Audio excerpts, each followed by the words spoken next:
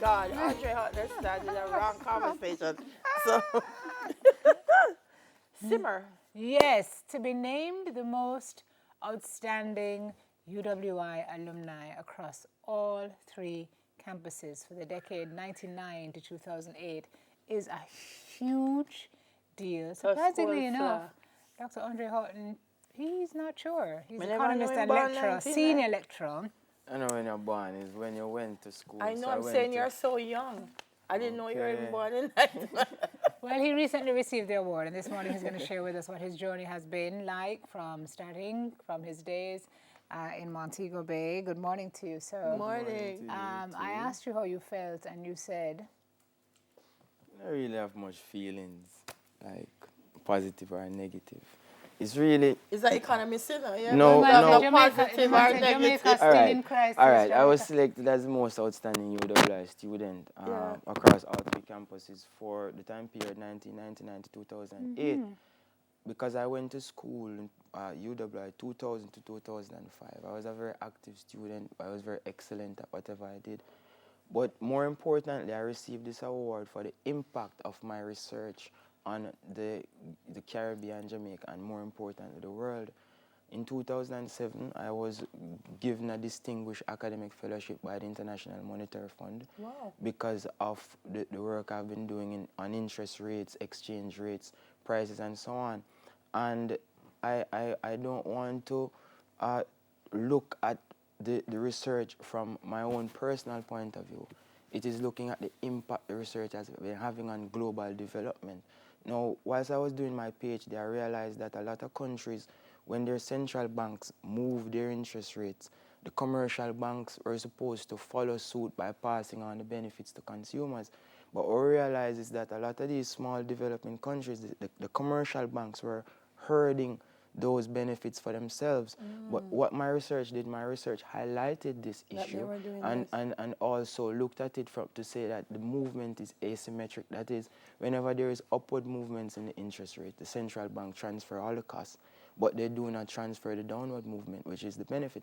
And this is how economies grow, because economies grow through the movement of money from one end to the next, and these monies that lead to increase in investments. So across the globe, even the IMF, most of the research that they do are on developed countries, like the G7 and the G10, and then they use recommendations from this to tell smaller countries what to do. Right. But my research says, no, we have small countries' idiosyncrasies, that small specific things. So we have to pay closer attention to how these transmission mechanisms function in these smaller countries. So I highlighted these issues, and they had the PhD, by the way, you did in 3 years, right? Yeah, basically. So you were in the UK. You were the fastest. Yeah, I graduated before the others in my cohort. Some people take up to 10 years. You took 3 because you had other things to do. Yeah. When I was leaving the UK. He's on the phone. He'll soon call you back. When I was leaving the UK. When I was leaving the UK, they didn't want me to leave. They wanted me to stay. As a matter of fact, my examiner, he was from Oxford, and he was very interested in the sort of research that I was doing, and he wanted me to stay. But we were coming out of a global financial crisis. It was 2008 to 2009 going up. And I realized that the Jamaican economy, as a Jamaican, I had a solemn duty to my people to come home to say, okay, this is the scenario, these are the issues that we have to highlight, and then this is how we should move forward. I began writing in the Jamaica Gleaner, and they gave me a column for myself to simplify and explain things that affect us in particular ways. And this was very instrumental in communicating with the masses the things that they need to know. Andre, you reached this, sir. I'm looking at it. Can we see the picture? So you're a little young man out of Mt Salem. Look there. Oh, gosh. Stop it. Yeah, when I see my mother dress me neat for go to school. Oh, gosh. I'm a lunch pan and my particulars. I probably like that. I mean, the economics of things in the man. Is that a brief? My particulars, man. So that's in Mt Salem. That's where I'm from. So I still have a yard there, and I soon rise it, I couldn't see it. You soon have the what? I still live in a yard, and I soon rise it, I couldn't see it. You were saying you still have Oh, it's not changed, not changed. So I want to get back to humble beginnings, because I like to, because there are a lot of Jamaican youth who a lot of times feel like where I'm from mean I can't reach there. Yeah. What would have mentally said to Andre, this I can, and this is where I'm heading? You get to realize that both from the infrastructure and the superstructure, we pay less attention to the talent we have, and we pay more attention to importing talent while we're exporting our indigenous talent. Last night I was having a conversation with an elder Rastaman, and he was saying, I don't believe in education. I don't like see the relevance of education. Look at Bob Marley. He's the best. He's the most important Jamaican, and he doesn't have an education. So I said to him, why do you buy German-made cars? You buy German-made cars because you think they're efficient. They come with a level of efficiency and a level of production that speaks to where you would like to be. And that is the case. It's because we live in this slavery type economy. We put too much emphasis on just music and sports. And black people are always seen as entertainers, even though we are and have been great architects in many facets across the world. You understand what I'm saying? So if, as a Jamaican, we look at ourselves and we take pride in ourselves, I would tell everyone to come home.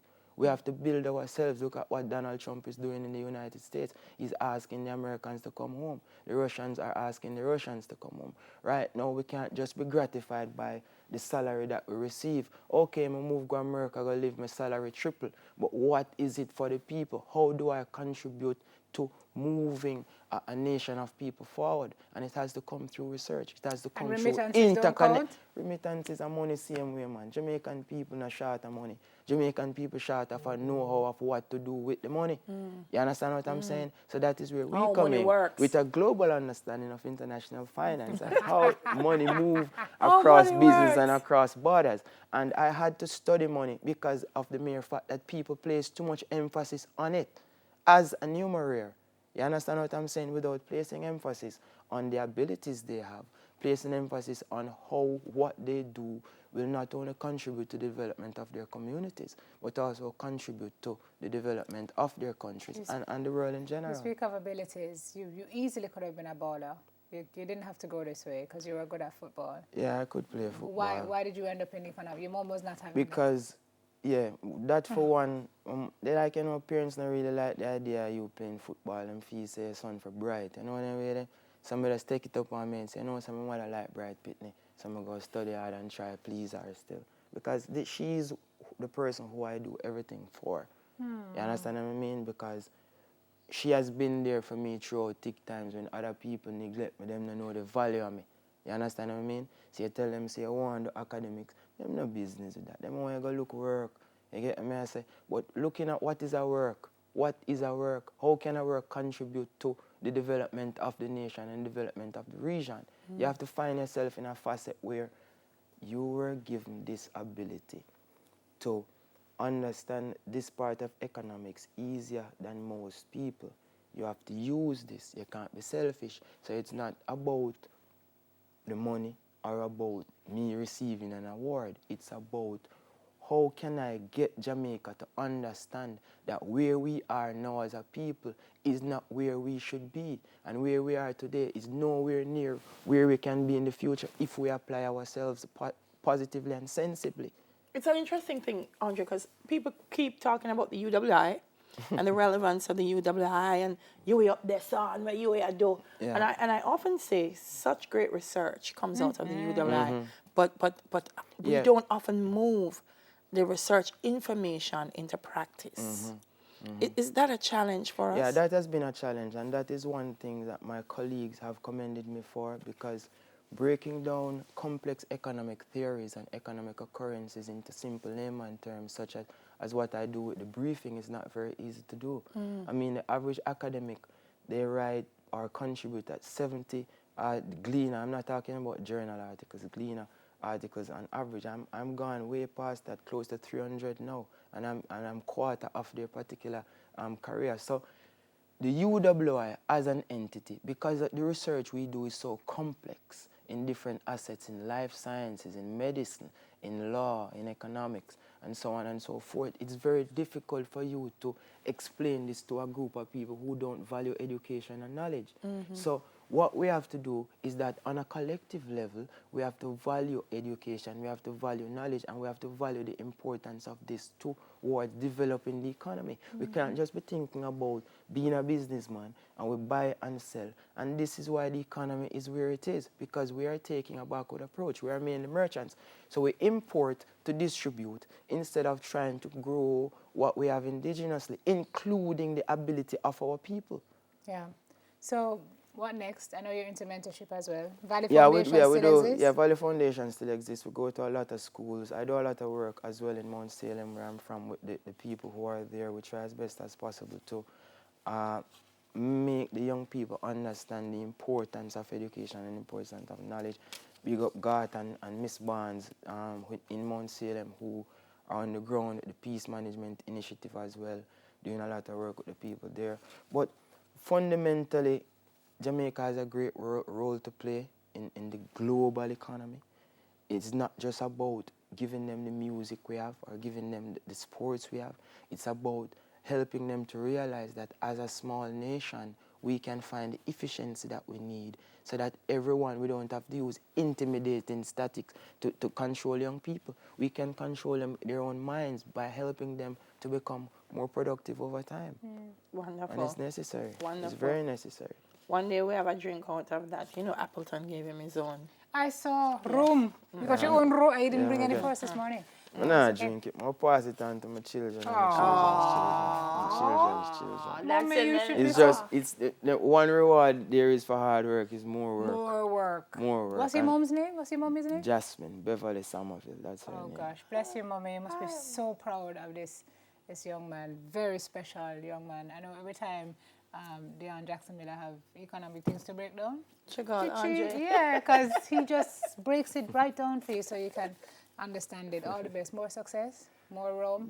More success for the country. It's Yes. like, where do we see ourselves 25 years from now? They are building hotels on space. We are still focusing on creating all-inclusive hotels only.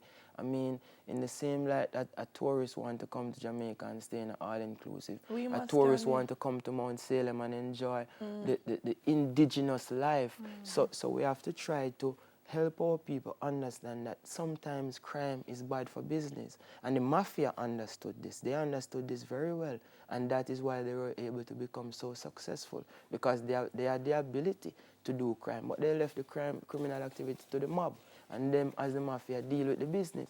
And that's how Jamaica should look at itself. We let us focus on the business. So even if we're not violent, everybody know we're bad. The whole world try to emulate we in a badness too. But at the same time, badness not really pay. You understand what I mean? Because we can earn more on a collective level if we understand how the economy functions. Right, sir. We have to go. We need to talk some more. We'll bring you Yeah, back. definitely. When It's we have always some a more pleasure time. coming here to talk to you guys. Yes, sir. Economist and lecturer, doctor, please call him Andre Haughton. I want them, Andre, one of them man we're going to talk about in a girl talk. I don't know. Stick around, viewers, and we hear about it.